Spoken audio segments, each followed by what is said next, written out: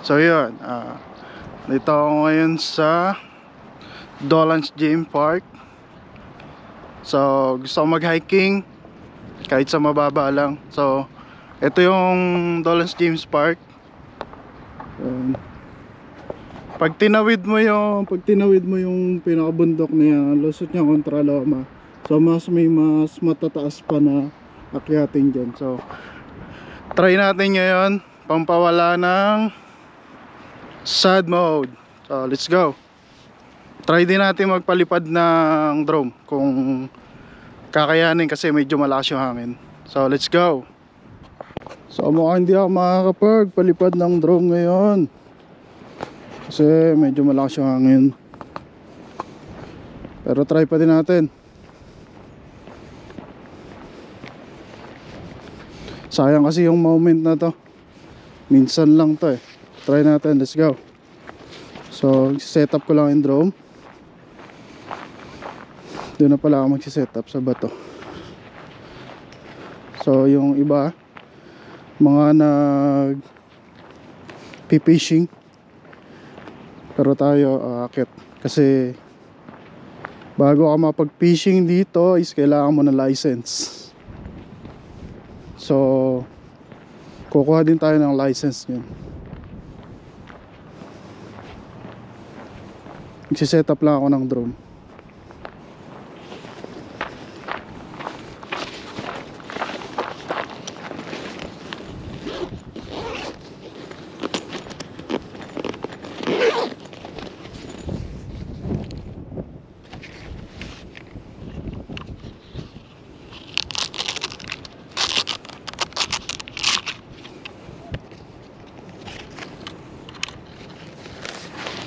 Tayo ng battery.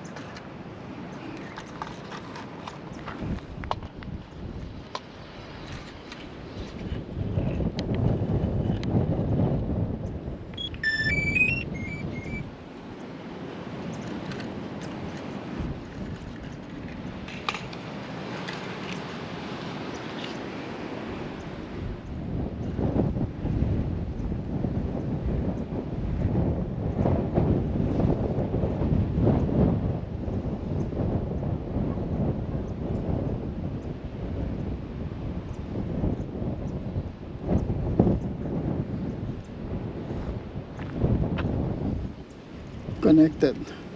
Let's go.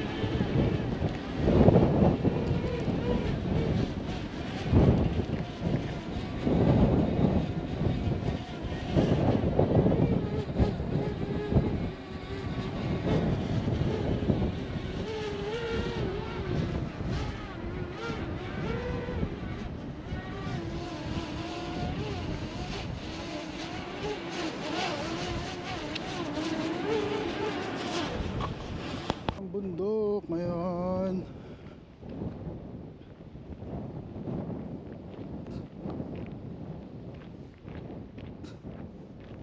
I think it's 5 minutes at 10 up na makit ko tong bundok na to. Pero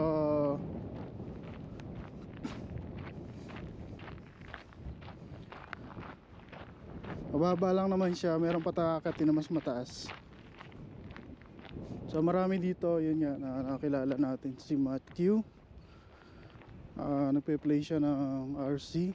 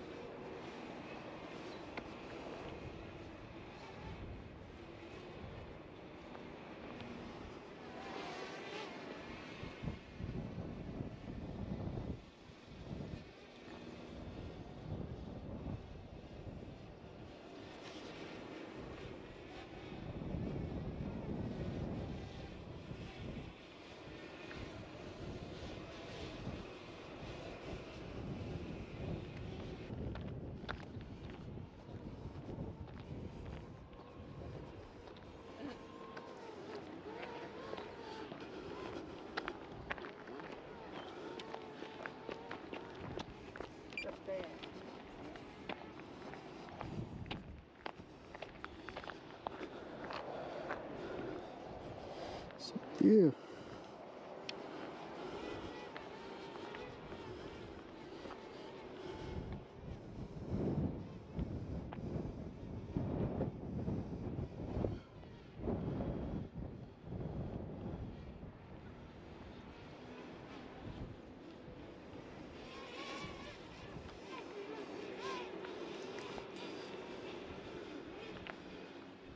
So guys, tinry ko magpalipad ng drone. So hindi talaga kaya, sobrang hangin. Tapos may mga gilapan na lumalapit sa drone. Baka masira lang yung drone. So sayang naman. I used to live like Sayang naman pagka nasira yung ating drone. Woo! Try na lang natin akitin yung bundok na yun.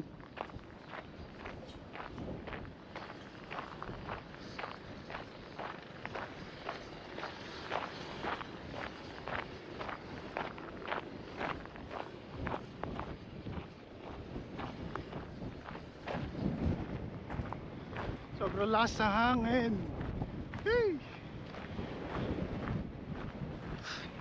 Grabe. Alam.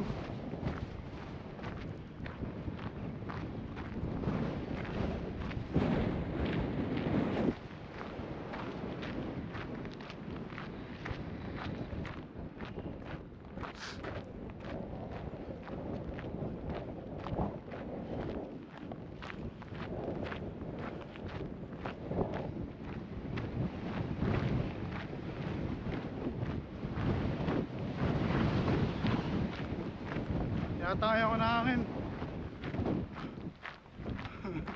Ayun yung lake.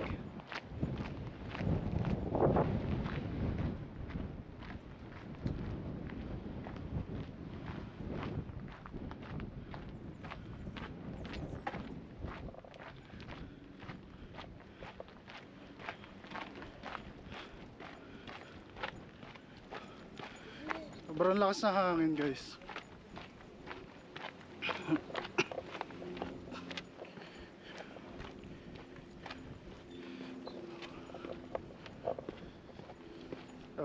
nagpi-fishing sa baba. Try natin akitin yung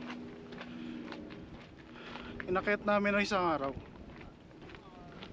Walang kung clear yung boys, pero malakas talaga yung hangin.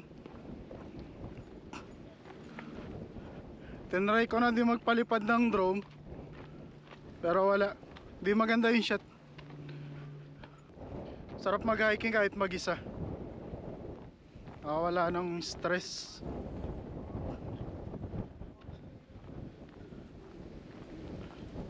Pakita natin yung mataas sa bundok.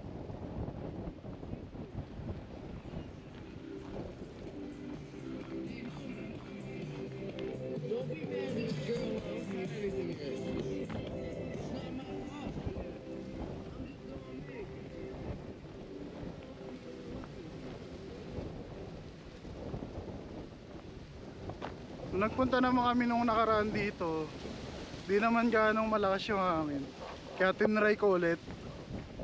Maganda kasi dito magpalipad ng drone. So guys, ito yung akitin natin. Ayun, sa taas na yan, akitin natin yun. Ayan.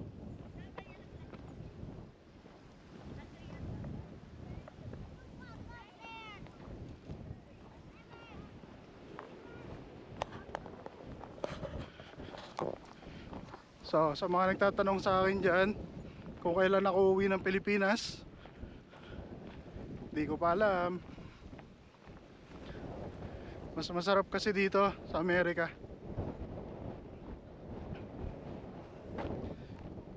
So, mag-hiking ka lang na ganito, mawawala yung pagod mo.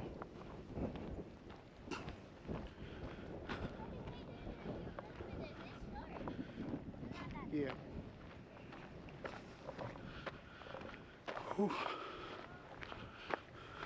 Ito na, pakit na tayo ng semi lang naman to. Hindi naman siya ganong mataas, pero hindi rin mababa.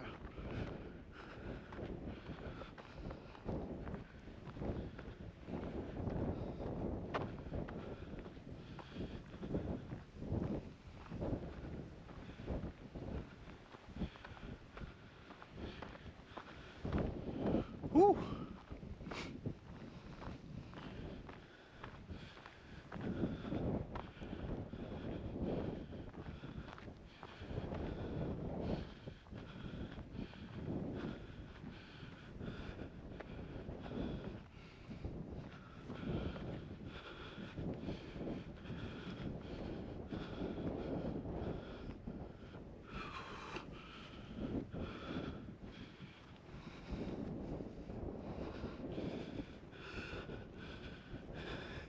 Grabe yun.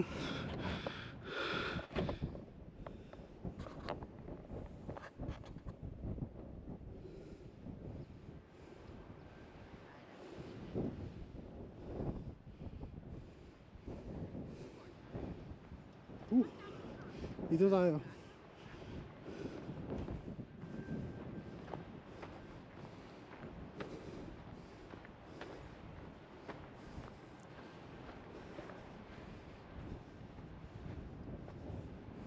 Grabe.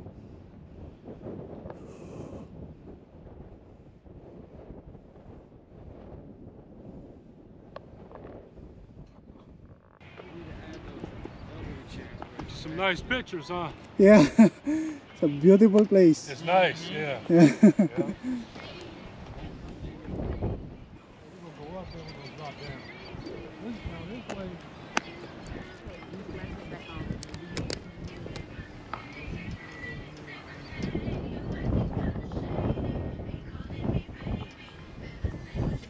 I think mas maganda dun sa may taas na yun.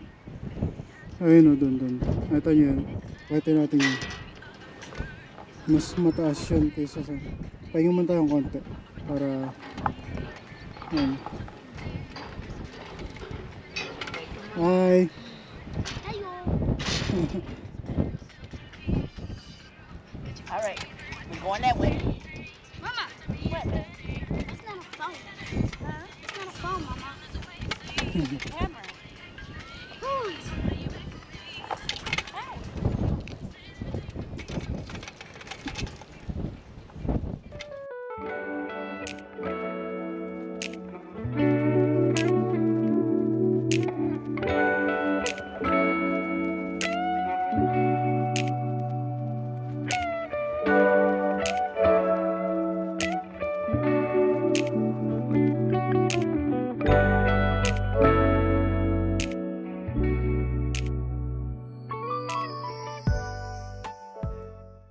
So let's go. Try natin akitin yung mas mataas na yun. Yun. Yun. So, let's go. Pagpahinga din naman tayo na kahit 3 minutes. Okay na yun. So, kada checkpoint, pahinga tayo ng 3 to 4 minutes. Okay na yun. Marami pa tayo akitin dito. So, let's go. May mga ano naman dito yung pag wala kayong dalaw inumin, may inuminan dito. Ito. Kaso hindi ko alam kung malinis to ano. Ayan Ayan. Pindutin mo lang to. Malabas yung tubig yun. Kung nakita nyo yun. Ayun. Sabi lang meron din. Oh, wala. Dito lang. Yun, inuminan yan. So may baon akong tubig. At least kung di man siya malinis, meron akong sarili. Tapos tingnan nyo to guys. Ganda ng bulaklak oh.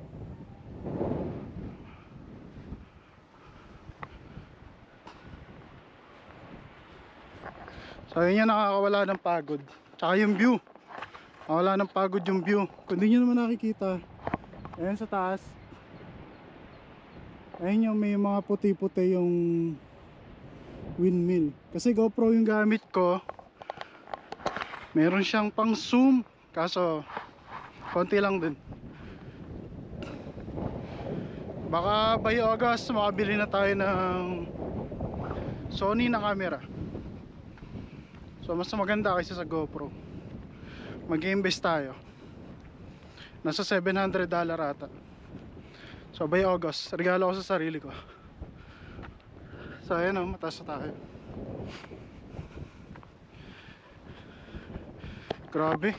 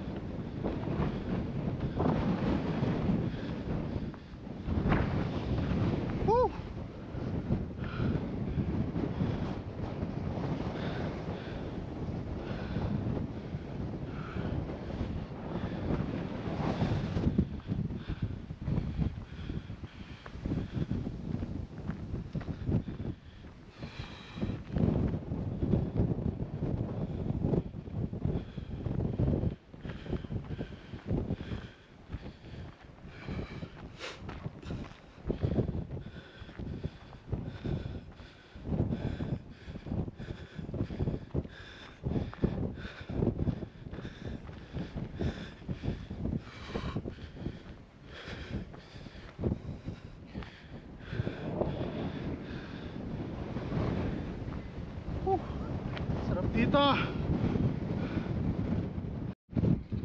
So yun, kapag muni-muni na tayo.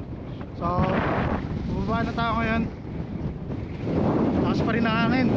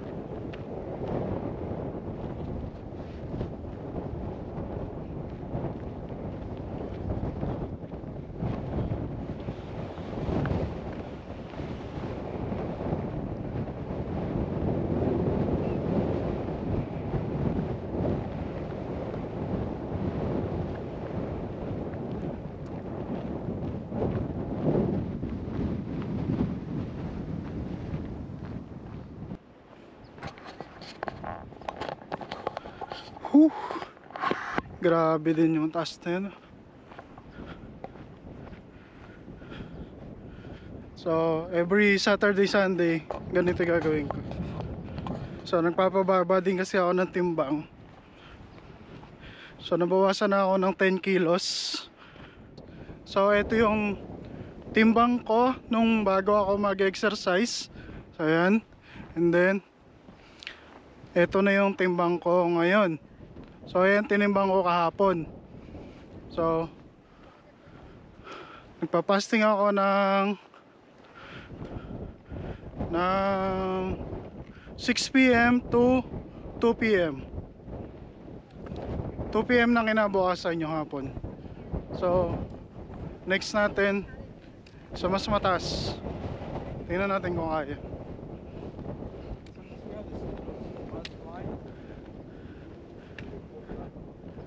So ito na pala yun. So dito na tayo. Tadaan. Ayun yung nakit ko kanina, guys. Ayun o. Medyo mababa lang naman siya pagka nandito ka. Pero pag nando ka na sa taas, kita mo yung buong lake tsaka yung buong mountain view na yan. Sobrang ganda. So yun, pababa na tayo.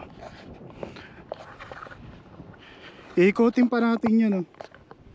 Yung ano na ikutin natin, oh. Pag ganon, pabalik. So ikutin natin yung buong lake. So let's go.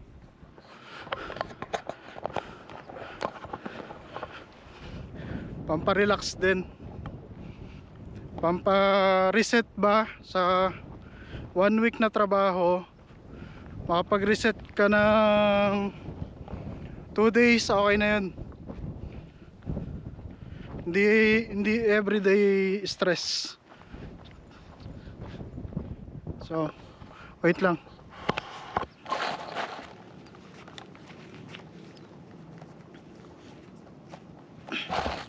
So ayan, let's go. Mahigit ko pala tong buong lake bago malobat tong GoPro. So nasa kalahati pa yung battery niya.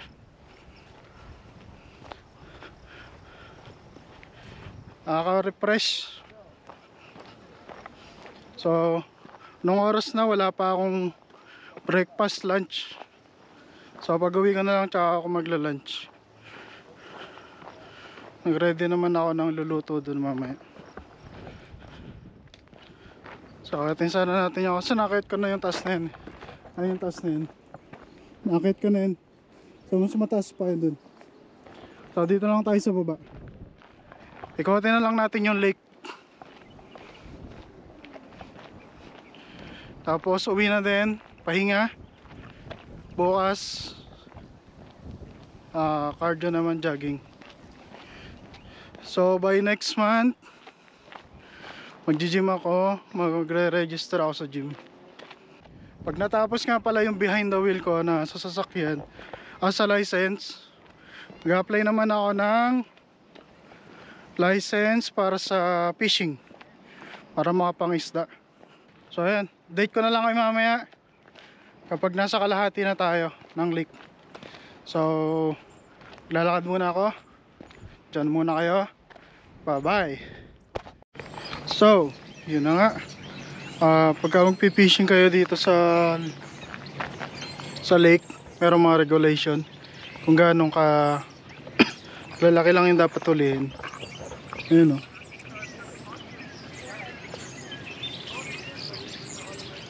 Tapos may mga bawal. Ayun yung mga bawal na puntahan. Bawal hulihin pala.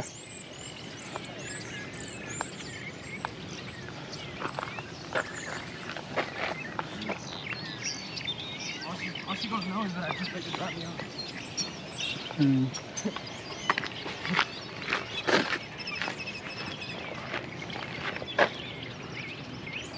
So let's go. Halos nasa kalahati na ako. Konti na lang. Lapit na tayo matapos ikutin ton lake. So tapos na to, uwi na din tayo. Kasi ako pala uwi, hindi pala kayo. So kasi anong oras na din? Magto 2:30 na ng hapon. Ito. Oh, 28. Almost 2:30. So ayun yung view. Ang nilalakaran ko ngayon. Ay mga pato. Dito bawal hulihin yan.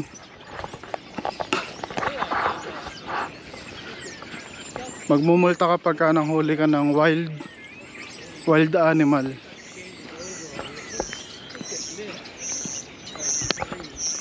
So konting-konti na lang.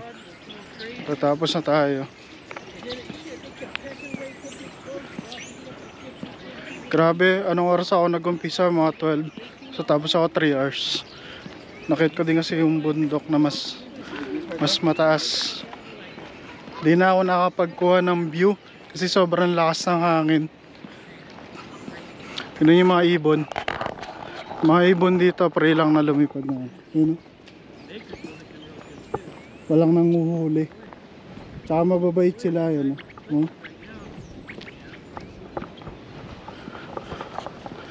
Bawal kasi ditong hulihin. Mga ganun.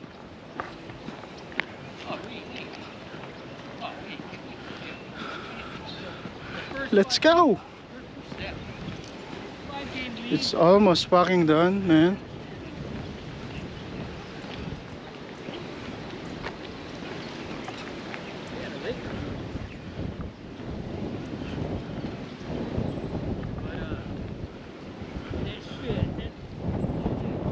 Hey, baby.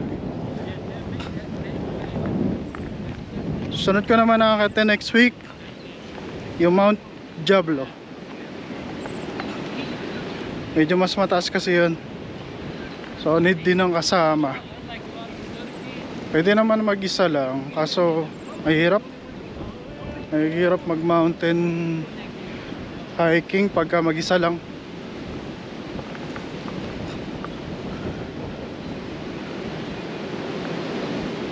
So next week Mountain Diablo tayo.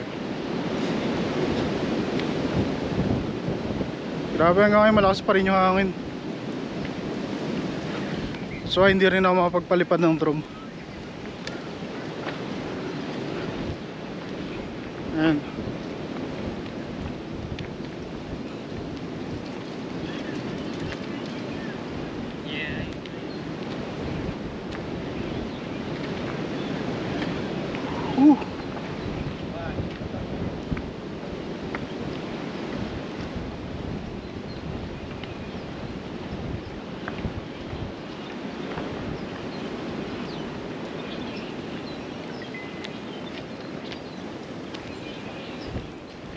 Konti na lang.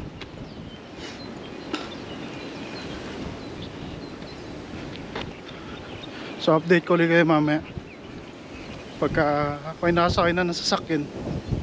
So bye bye. Ito natin kanina. Ayun na yung maliit na yun. Yun. Taka isa na to. Yun. Dito tayo may ikot. Yun. Papunta dito. So dito tayo dadaan. Pabalik doon sa inakita ko kanina. Tingnan nyo yung mga gansa. Yung mga gansa. Ano? Mga wild dyan. Ayan. So, sa Pilipinas to, huli na to. Kinaldareta na yan. Ginataan. Dito mga wild dyan. So kaya maraming nag-hiking dito sa Amerika. Kasi wala nang ibang libangan yung mga tao dito, yung mga puti. Wala nang ibang libangan yung mga yan. Mga fishing, ganyan. Hiking. Tapos road trip, yan ang mga gusto nyan. Eh sa Pilipinas kasi tumambay ka lang, maraming tao. Lumabas ka lang ng bahay, tambay ka sa tindahan, maraming tao. Dito wala, pag lumabas ka ng bahay, wala kang makikitang tao. Pagka ganito nga mga pre-day sila, nangingisda o nag-hiking, nagka-camping, road trip, yan mga gusto ng mga puti, mga Amerikano, lalo na mga itim.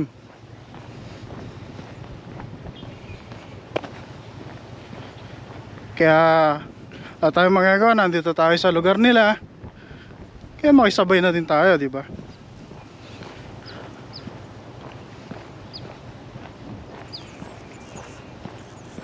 So kaya ito, lakad pa din.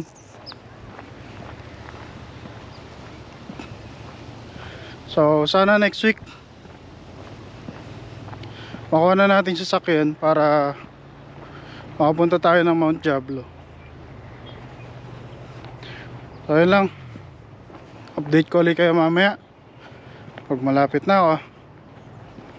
Bye bye.